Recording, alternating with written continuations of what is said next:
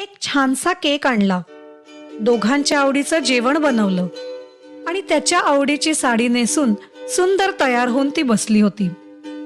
खरं तर तिचा वाढदिवस, पण तिनेच सगळी तयारी केली आणि रोजच्यासारखी त्याची वाट बघत बसली. गेले अनेक महिने हेच चालू होतं. रोजच तो उशिरा यायचा आणि ती वाट बघत झोपून जायची. बिझनेसमध्ये तो एवढा व्यस्त झाला की तिच्यासाठी वेळच नव्हता. सकाळपासून ना त्याने फोन केला ना विश करणारा एखादा मेसेज. तिने केलेल्या फोनला उत्तरही दिलं नाही. तिचा वाढदिवस विसरला तो. खूप नाराज झाली ती. उदास होऊन बसली होती. कुठे चुकलं तिचं ह्याचा विचार करत. सगळं सुरळीत चालू असताना अचानक त्याचा जॉब गेला आणि सगळं गणित कोलमडलं. सुरुवातीचे काही महिने सेव्हिंग्जवर निभावलं, पण नवीन घराचे, गाडीचे EMI, रोजचा खर्च सगळं अवघड होत गेलं. खूप प्रयत्न करत होता तो, पण नवीन जॉब मिळत नव्हता. त्यातून शेजाऱ्या पाजाऱ्यांचे, नातेवाईकांचे टोमणे, नको ती सहानुभूती, सल्ले याने वैतागला होता. चिडचिडा झाला होता. ती त्याला भक्कम साथ देण्याचा प्रयत्न करत होती. त्याचे मूड सांभाळत घरचं काम, ऑफिस सगळं नेटाने करत होती. खर्च कमी करण्यासाठी कामवाल्या बायका कमी केल्या. कारने न जाता बसने ऑफिसला जाऊ लागली. शॉपिंगची प्रचंड आवड असणारी ती आहे त्यात भागवत होती. ह्यात तिची फार ओढाताण होत होती, पण तिने त्याच्याकडे कधी तक्रार नाही केली.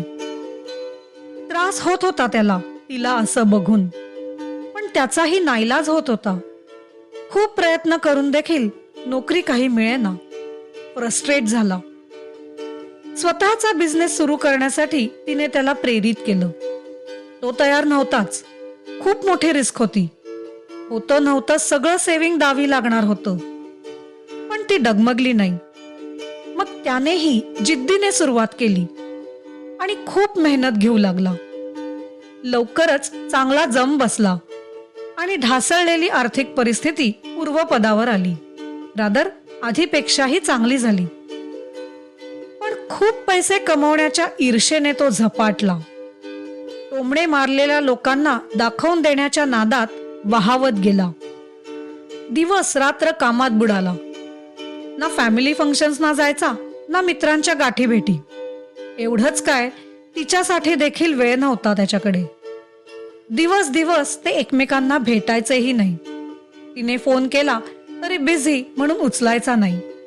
मेसेजला जेवढाच तेवढे उत्तर. शेवटी तिनेही फोन करणं बंद केलं. घरी असला तरी फोन नाहीतर लॅपटॉप असायचाच. तिला झोपताना त्रास नको म्हणून दुसऱ्या खोलीत काम करायचा आणि तिथेच झोपून जायचा. त्यांच्यातला संवाद कमी कमी होत गेला आणि मनं दुरावत गेली. या सगळ्या विचारात नकळत तिचे डोळे वाहू लागले. काय अर्थ आहे या नात्याला, ज्यात प्रेम, काळजी, ओढ नाही. एका घरात राहतात पण वेगवेगळेच. खूप विचाराअंती तिने एक निर्णय घेतला आणि उठली. कपडे बदलून साधे नेहमीचे घातले. बॅग भरली. जेवायची इच्छा तर संपलेलीच. त्याचं ताट मात्र वाढून ठेवलं. तेवढ्यात तो आलाच. आनंदली, उत्साहात त्याच्याकडे बघत होती. पण तो आनंद क्षणात मावळला. तो त्याच्या फोनमध्ये अडकलेला. काहीतरी मेल, मेसेजेस चालूच. तिने वाट बघितली. आता तरी तो विश करेल, पण नाहीच. पुढे येऊन त्याच्या मिठीत शिरली. तो एक क्षण थबकला. खूप दिवसांनी ती अशी जवळ आली होती.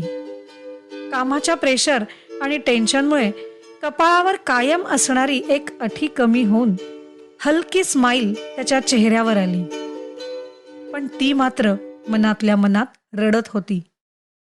कदाचित ही शेवटची मिठी.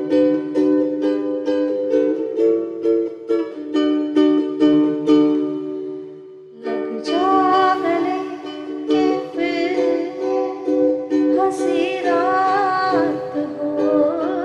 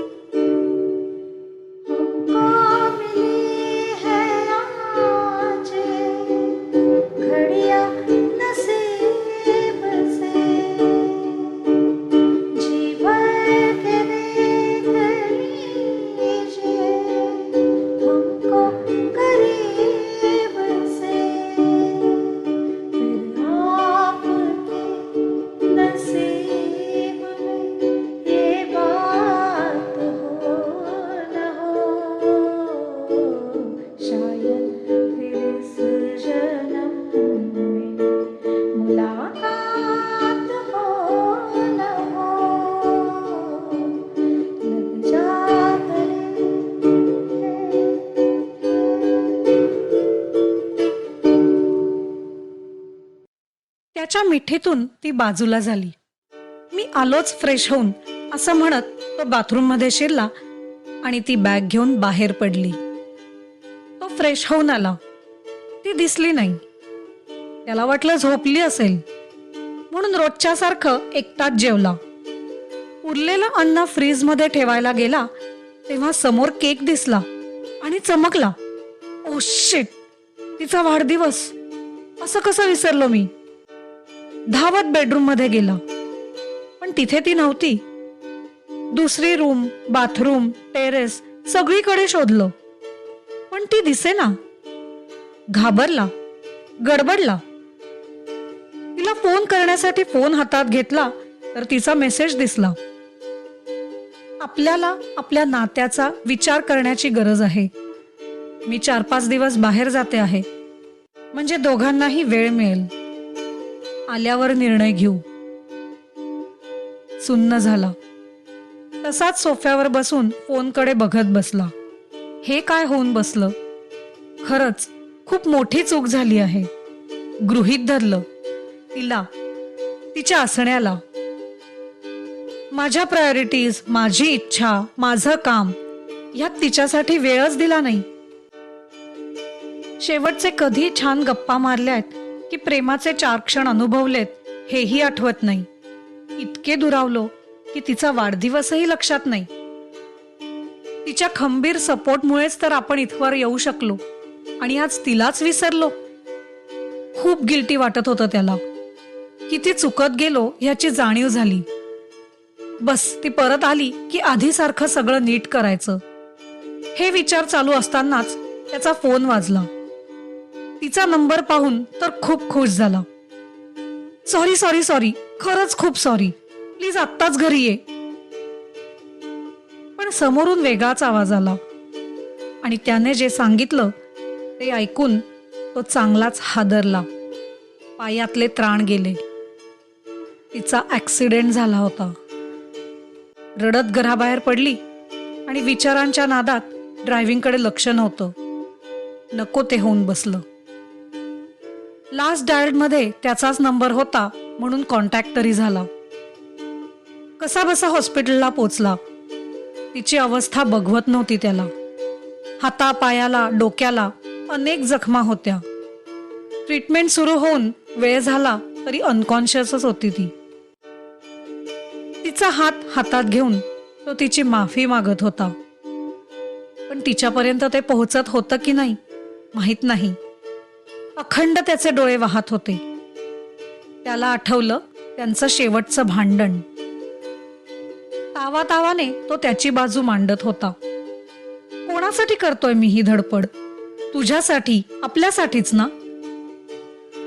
भविष्यात तुला पुन्हा कोणतेच कॉम्प्रोमाइजेस करायला लागू नये हीच तर इच्छा आहे माझी. त्यावर खिन्न हसत ती म्हणाली, पण त्यामुळे आपला आज कॉम्प्रोमाइज होतोय रे. आताचा क्षण जगायचा राहून जातोय. मला खात्री आहे उद्या तू सगळी सुख माझ्यापाशी ठेवशील पण त्याचा आनंद घ्यायला मी असेन ना.